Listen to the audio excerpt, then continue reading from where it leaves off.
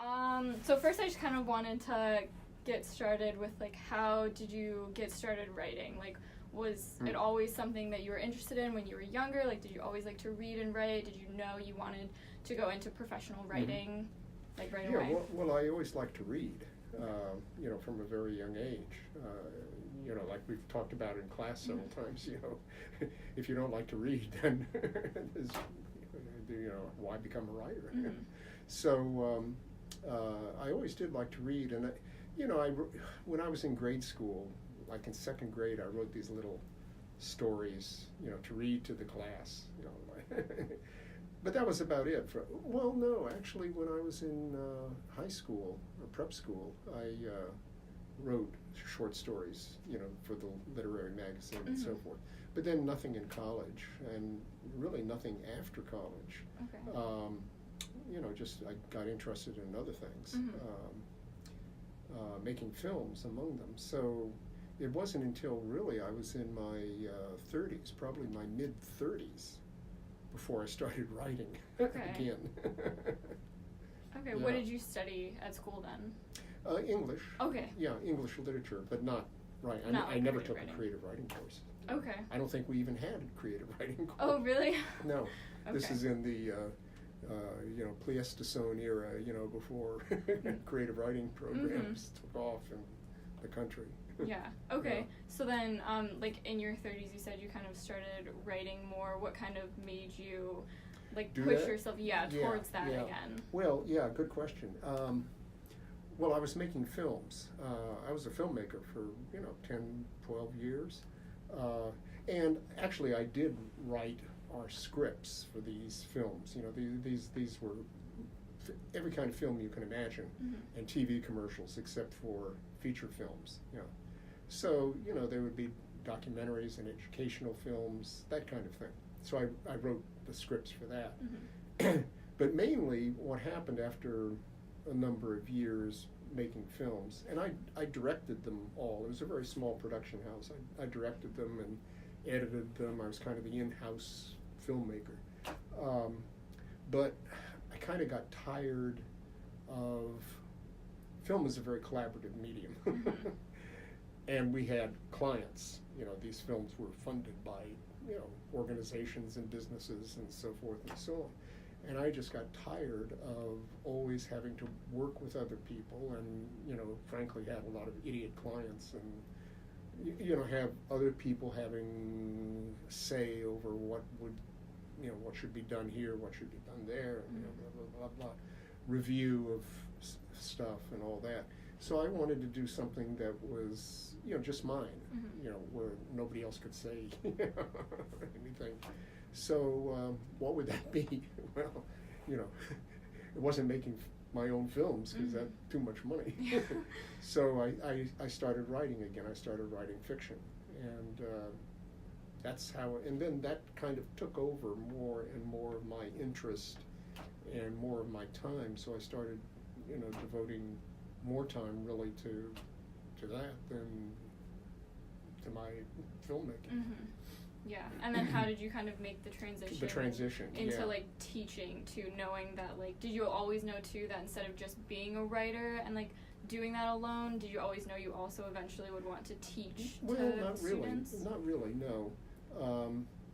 I was very fortunate after a number of years of just writing on my own and sending stuff out to little magazines and getting things rejected and getting things published every now and then and so forth. I was fortunate enough, and this was a real turning point in my life, I was fortunate to get a writing fellowship to a wonderful place called the Fine Arts Work Center in Provincetown, Massachusetts. It's on the tip of Cape Cod. And it was a writing fellowship for 7 months, to just go and write, paid to go write. So, so I went there. I was living in California at the time, so I was trekking across the country. And I thought, okay, I'll do this for 7 months, and then I'll go back, making films, for other people, to support myself. But when I was there at Provincetown writing, I thought, this is great. This is really great. How do I keep this going? Yeah. How's it? And so I applied to graduate school, in creative writing, the Iowa Writers Workshop. Okay. So I got in there, and so that was 2 years of just going there and writing, and then that led to coming here. Actually, that was the next stop right after the Iowa Writers Workshop. Okay. So so while I was there, I think more and more the idea of, well, okay, I'm writing, and the next stop is to continue being a writer and so forth. By that time, there was no idea of going back to California and filmmaking. I mean, that was long gone. Yeah. So my sights were set on, teaching a writing program. So. Yeah, and just doing this for the rest of your life. Yeah, essentially. yeah. Okay. Well, I didn't know at the time if it would be the rest of my life or not. It more or less has been, but, but I didn't know at the time. Yeah, no, for sure. Yeah. Do you remember the first piece that you ever got published? Yeah. This was back in California. I think it was the first piece. It was a short kind of thing. And it was published in am I getting this right? Well, it doesn't matter because they were all kind of short shorts that I was writing back then. And it was published in a magazine called Yellow Silk, which I think is now defunct. But they published eventually a couple of my stories. So maybe three stories. So yeah, so it was that magazine. Okay, so what was kind of like your feelings or thought process, like after, like you said, you got so many rejections, like sending out stuff, and then finally you get someone who's going to publish something. Like, what was that like? Oh, well, it was nice. It was nice. Did I go out and buy a bottle of champagne and celebrate? No. Yeah. I kind of felt it was bound to happen sooner or later, Okay. So, Yeah, that makes sense. It was nice. Okay. Does most of what you've written and published, is it mostly like short stories and short fiction, or have you ever done longer, like novellas or novels? Yeah, well, yes and no. I have my first book was a collection of short stories, and then my second book was a novel, but it really is a sequence of short stories, kind of linked together with a common character over the course of this character's life. Okay. So really, yeah, I mean, short stories have really been my thing. Okay. Yeah. And that's mostly all the classes and things that you've taught have mostly been the short fiction. Yeah, well, we don't teach a novel class or anything here. Would you ever, do you think, like, teach or want to teach a class where the goal is for students to write, like, a full-length novel over the course of a semester? Well, I don't know if they could. I mean, writing a novel takes time. Yeah. I mean, it really takes a lot of time, unless you're blessed somehow. So, and our workshops, as you know, are semester long, and the most that you could cobble together would be 2 advanced workshops in the novel. I mean, 2 advanced workshops, and you'd be writing a novel, and that's only a year if you put it together. It's tough. It's also tough, to teach novel writing. Not that I've done a lot of it. I haven't. I mean, our workshops are, as most workshops are in writing programs everywhere, geared to short stories. But it's tough to teach a novel novel writing because it's hard to sometimes know where things are gonna go. Like the first chapter or 2 may just be setting up a scene and so forth, and so it's hard to kind of evaluate. Is this going too slowly? Is this are characters being introduced? It's just hard to kind of evaluate till down the line. So I think it's very tough to I think at the beginning of a novel workshop, and people are writing their novels from scratch from the beginning, the most you can probably do is say, well, keep going, keep going. Let's see more. Yeah. I mean, which doesn't make it for a very engaging workshop sometimes. Yeah, it's true. It'd be hard to do like It's peer hard. It's editing hard. too with Yeah. it and everything Yeah. in the workshops. Yeah. Yeah. Okay, so would you say that you have, because you've been writing for so long, Mhm. would you say that you have like certain things that have inspired you, like in everything that you write? Does Mhm. what inspire you change depending on what you're writing or when you're writing it?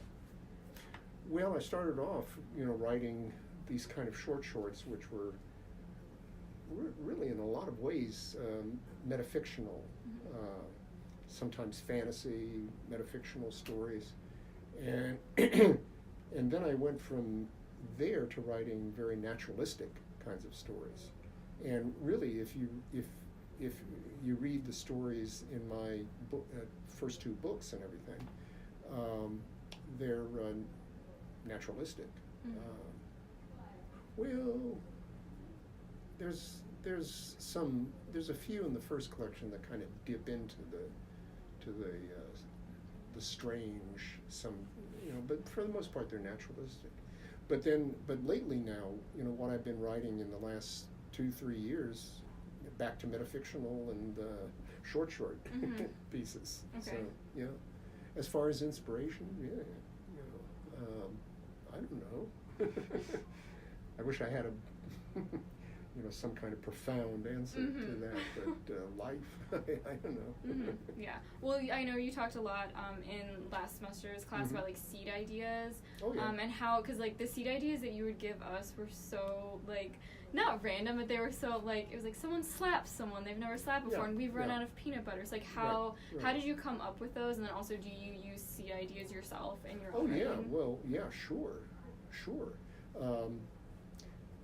I mean, I wouldn't be advocating it if if it Mhm. wasn't tested. Mhm. Yeah, no, that's what I do. I've been keeping journals for years and years and years and years, Mhm. and whenever I get a seed idea of some sort, like I see something that's interesting, or I overhear something that's interesting, or just maybe an image comes to me of something, and I write it down. Mhm. And then, whenever I'm stuck for an idea to write about, I kind of go back through journals and look at a seed idea from here and a seed idea from there, and just see see if anything hooks up to make something that's a little more interesting than Mhm. just the seed ideas by themselves. Mhm. So yeah, I mean, I think a lot of fiction writing, a lot of is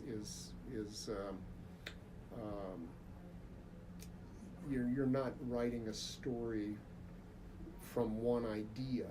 There may be a general idea, but then you're pulling from all different kinds of areas. Mhm.